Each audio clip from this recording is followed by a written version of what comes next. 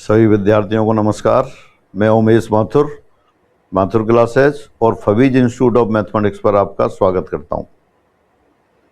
Question of the day की class में पिछली क्लास वाला क्वेश्चन लेते हैं।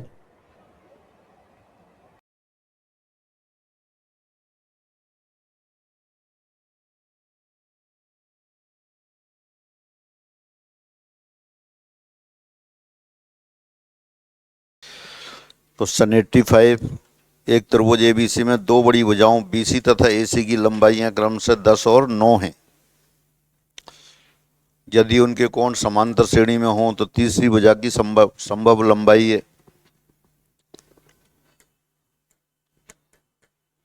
त्रिभुज ए बी सी में कोण ए, कोण बी, कोण सी समांतर श्रेणी में है।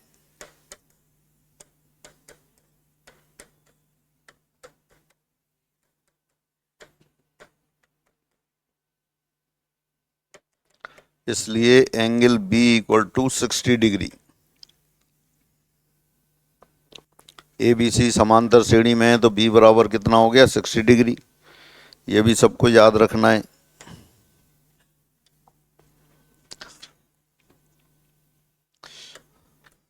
B minus D, B, B plus D.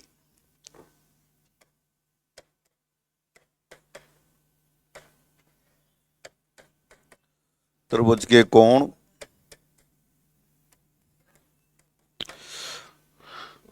ऐसा क्यों है, जूम कर लिया, समांतर श्रेणी में, इसलिए सबसे बड़ी भुजाएं कौन कौन सी दे रखी हैं, बीसी और एसी। बीसी को अपन ए लिख लेते हैं, एसी को अपन बी लिख लेते हैं। तो तीन कोण समांतर श्रेणी में है तो बीच वाला कोण बी हो गया। सबसे बड़े कोण है, सबसे बड़ा 10 भुजा के, जो 10 भुजा की लंबाई 10 है, फिर उसके बाद 9 है, उसके बाद छोटा आएगा। तो छोटा वाला बी वाला कौन सा हो गया, मध्य का कोण हो गया। ये इसलिए जूम कर लिए क्योंकि समांतर श्रेणी में, इसलिए B minus D plus B plus D बराबर 180 डिग्री। 3b बराबर 180 डिग्री, b बराबर 60 डिग्री। हाँ, तो ये कैलकुलेशन की ज़रूरत नहीं है, सीधे सीधे आप याद रखेंगे। त्रिभुज के तीन कोण capital A, capital B, capital C समांतर श्रेणी में हो तो मध्य वाला कोण 60 डिग्री का होता है। तो ये आपने यहाँ पे लिख दिया कि बी 60 डिग्री का होगा।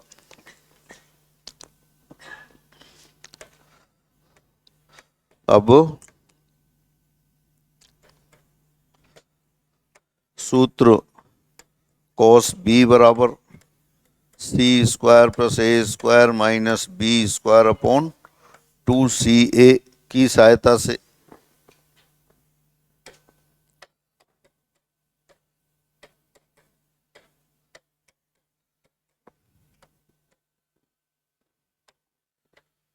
ये कोसाइन रूल लगा दिया आपने।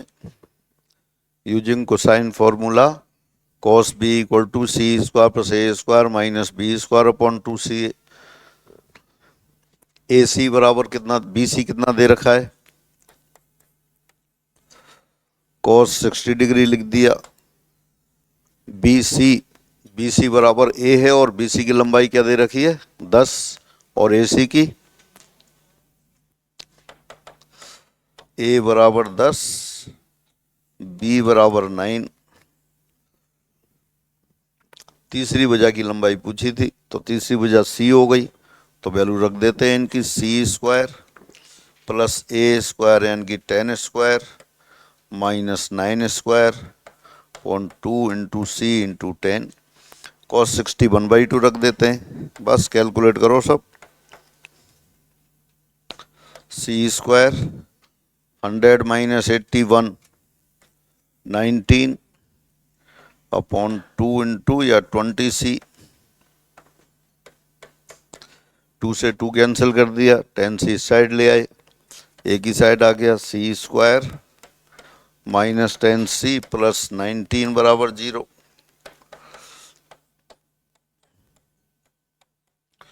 प्लस 25, 6 लेफ्ट हैंड साइड में जोड़ दिया, 6 राइट साइड में जोड़ दिया। c माइनस 5 होल स्क्वायर बराबर 6। This implies c minus 5 equal to plus minus root 6। c equal to 5 plus root 6, 5 minus root 6। जो भी दे रखा है वही आंसर लिख देते हैं।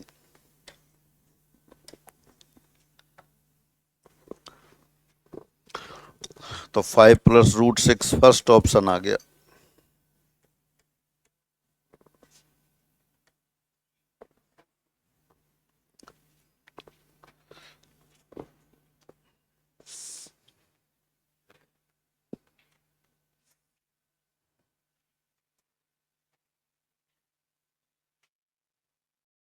हाँ, दोबारा देखते हैं।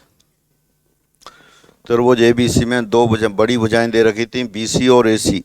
तो तीसरी भुजा जो AB होगी वो छोटी होगी, तो बीच वाली भुजा कौन सी हो गई? 9 सेंटीमीटर वाली हो गई। 9 यूनिट जो दे रखा है वो हो गई। और उसमें कह रहा है कोण समांतर श्रेणी में है। कोण समांतर श्रेणी में है तो मध्य वाला कोण 60 डिग्री हो गया। तो मध्य वाला कोण B हो गया। B 60 डिग्री का हो गया। तो cos B बराबर C square plus A square minus B square upon 2CA। B 60 degree रख दिया। बड़ी भुजा A और B थी, तो बड़ी भुजा A का मान 10 रख दिया, B का मान 9 रख दिया, और C ऐसे कैसे रखा? C की वैल्यू निकालनी थी, सभी की वैल्यू रख दी। C में द्विघात समीकरण बन गई। C के दो मान आ गए। C बराबर 5 plus root 6, 5 minus root 6। 5 plus root 6 पहला ऑप्शन दे रखा है, तो वही आंसर हो गया।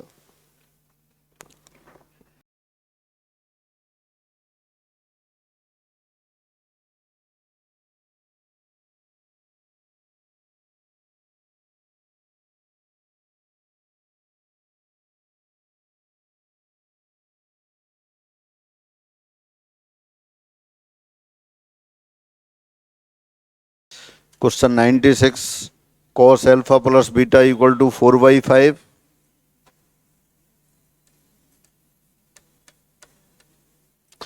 और cos sine alpha minus beta equal to 5/13। Alpha beta 0 और π/4 के बीच में स्थित है, यानी कि alpha plus beta first quadrant में, अल्फा प्लस बीटा पॉजिटिव है, और दोनों π/4 से छोटे हैं, तो अल्फा प्लस बीटा π/2 से छोटा हो गया। तो अल्फा प्लस बीटा भी फर्स्ट क्वाड्रेंट में होगा। तो आपसे पूछा है फिर tan 2 अल्फा पूछा है, तो tan 2 अल्फा पहले आपने क्वेश्चन किया था। अगर tan अल्फा प्लस बीटा और tan अल्फा माइनस बीटा का मान आ जाए तो लिख देंगे। tan 2 अल्फा कितना होता है? tan 2 अल्फा होता है tan alpha plus beta plus alpha minus beta. अब ऐसा समझें जैसे tan A प्लस बी है, तो tan A प्लस बी क्या होता है? tan A plus tan B upon 1 minus tan A tan B। तो इसको लिख देंगे आप tan alpha plus beta plus tan alpha minus beta upon 1 minus tan alpha plus beta into tan alpha minus beta. Cos आपको दे रखा है cos alpha plus beta, तो उससे tan अल्फा प्लस बीटा लिख दीजिए। साइन अल्फा माइनस बीटा दे रखा है, उससे tan अल्फा माइनस बीटा का मान लिख दीजिए। ऐसे तो बहुत क्वेश्चन किए हैं आपने, तो बस कर दीजिए, सब वैल्यू रख दो और आंसर निकालो।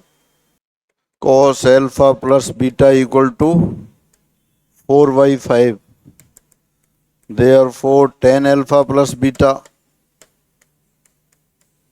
3/4। cos अल्फा प्लस बीटा 4/5, तो tan अल्फा प्लस बीटा 3/4 लिख सकते हैं। cos अल्फा प्लस बीटा 4/5 है, तो आधार बेस 4 हो गया और कर्ण हाइपोटेनस 5 हो गया। तो लंब कितना हो जाएगा? √5 स्क्वायर माइनस 16 स्क्वायर 3। इसी तरह से sine alpha minus beta, sine alpha minus beta क्या है? 5/13।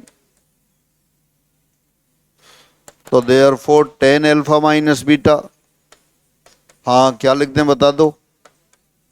हाँ 5/12।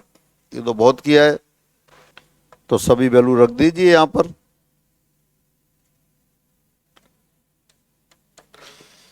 टेन एल्फा प्लस बीटा वो तो 3/4 हो गया।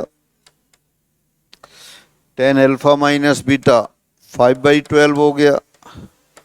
1 माइनस 3/4 इंटू 5/12, तो कितना आ गया ये कैलकुलेशन के बाद? ये 48 माइनस 15 33, और 36 प्लस 20 56/33। तो ये आंसर आ गया।